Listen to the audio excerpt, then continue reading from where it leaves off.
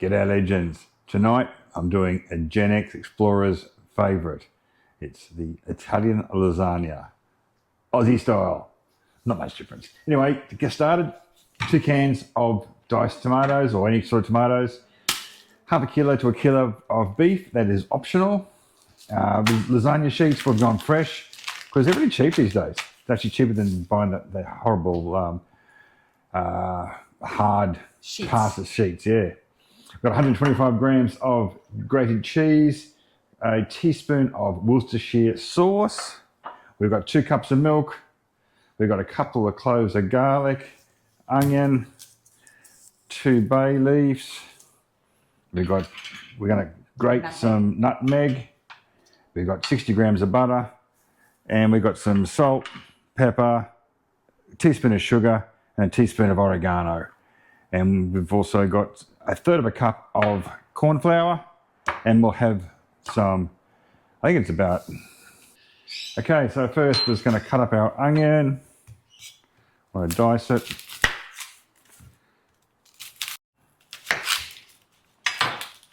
Onion chopping, we make it quite easy for cutting it the ends off. Cut it in half, then just peel off your outer layer.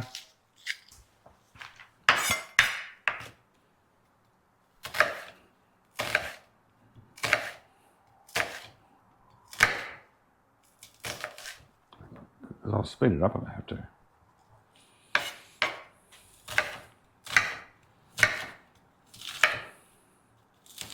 There we go, 1 onion chopped. Just do our garlic.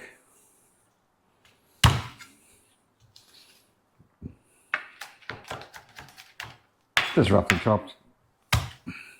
Pretty much it's going to melt into your meat sauce anyway, so don't get too stressed. Okay, that's pretty much prep done. Okay, we're going to use a Dutch oven for our sauce because it's got nice high sides, so you don't have to worry about making a mess. You can use a normal fry pan, use whatever you got. Well, it's actually Daisy's recipe, so here she goes. We had a little bit of a disagreement about how the order of how it works, and I always do this one. So just using a non-seed oil there. We're using macadamia oil. And I always just brown this off. This is how I always do it. So you've got to get those nice and translucent, and they will actually melt into the meat sauce. Well, the onions actually, you can see they start to sort of brown up a little bit, and you can actually smell the beautiful smell of fried onion. So, smells like a Bunnings car park. if you're from Australia and you know what a Bunnings car park sausage sizzle is, not everybody will. I'm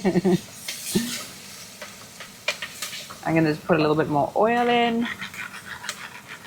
Okay. We like to use a lot of oil in this. I don't know if you saw Scott's Sumatra and nasi goreng.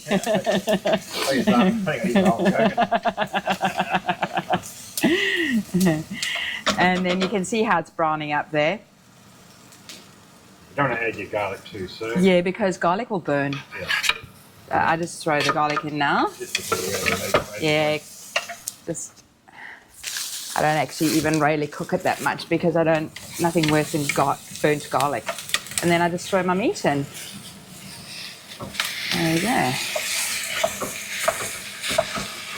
And everybody always thought Scotty did all the cooking in the house. Well, actually, he does pretty much. It's just a few things I make. This is why the high sides are quite handy. Or a very large saucepan. When you start adding all the sauces, it does become a lot easier with these little Dutch oven. Ours gets the work out. It certainly does. You can actually see at the bottom there, it's not burnt. It's just been used and used. Hundreds and hundreds of times. And yep. Okay, so it's starting to get nice and brown. Yeah. So when that happens, that's when I normally add my 2 cans, because we've got a kilo of mince there. That's when I add my 2 cans of tomatoes, tin tomatoes. And you can even make your own tomatoes if you wanted to. We've done it, we did it in India. So I added a teaspoon of Worcestershire sauce and 2 bay leaves, right? And then I'm gonna this has all been, it's, what did you put in there? Oregano, Yep. a bit of sugar, salt and pepper. Just throw that in. So now what we're gonna do with this, we're just gonna actually let that simmer down, and it will simmer down to a much thicker sauce. So we're going to put 2 tablespoons of tomato paste in, because what it does is it adds to the flavor, and it also thickens it. So I just do 2 heaps, make that lovely and thick, and then we'll just let that bubble away for about an hour. Right, so this has been cooking for about an hour, maybe a little bit longer, and you can see how it's thickened up beautifully there. So that's the consistency I like. We actually missed an important ingredient to this meal. A nice Australian wine. No, actually, you know what? You can actually put red wine in the meat if you wanted to, and I have on occasion, but we're not doing it tonight. Right, so I'm going to make the cheese sauce. Just turn your oven on to fan forced 180 if you have a fan forced oven. Oh yes, because that's going to bake in the oven. So we've got 60 grams of butter. So, and I always just use a whisk. So we're just going to let that melt. It's going to take a little while to melt the butter. Okay, so our butter's melted. So that's my corn flour. It was 1/3 of a cup, and nutmeg, grated nutmeg. Okay, so it goes into kind of like paste, like that. That's totally normal, as you can see there. Okay. And then we have 2 cups of milk. Slowly add and then stir at the same time.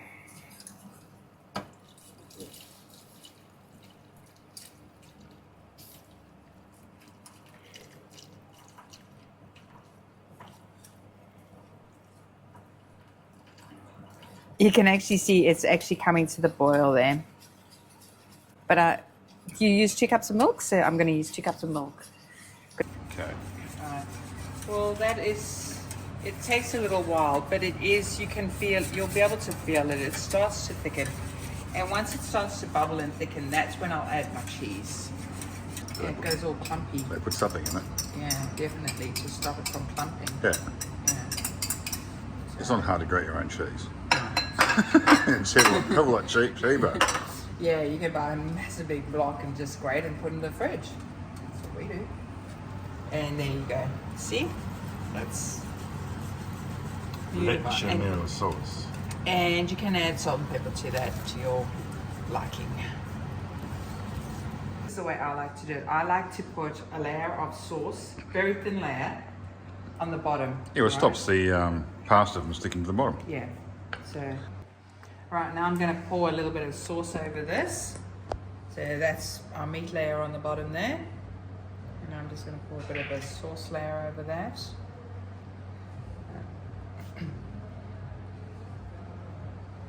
Okay.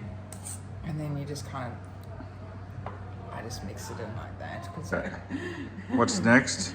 All right, so once you've done that, whoops, see, you almost spilt my wine there. That would have been tragedy. Greek tragedy as well. Okay. We put our pasta sheets. We bought, like Scott said at the beginning, we bought the fresh pasta sheets. 2 of those fits perfect. Yeah. And then I'm going to do another meat layer, another cheese layer, and so it goes on. Okay, so we're on our second layer of meat.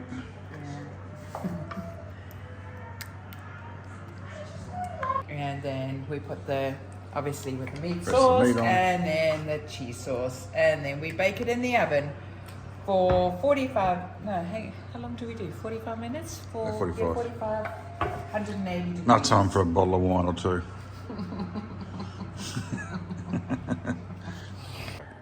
And just in case that wasn't enough cheese, we decided to add a little bit more. But I don't go too crazy, because look, you've already got 125 grams in there.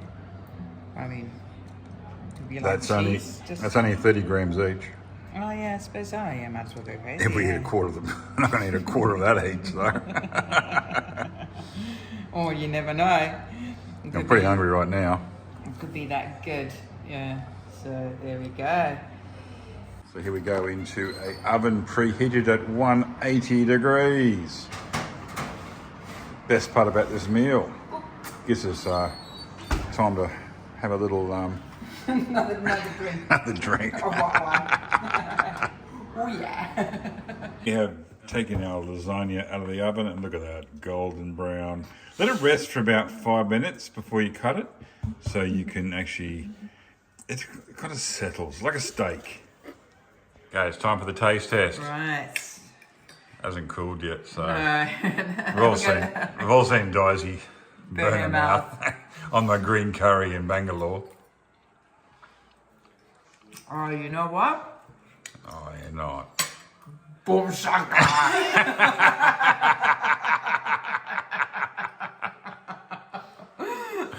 Okay.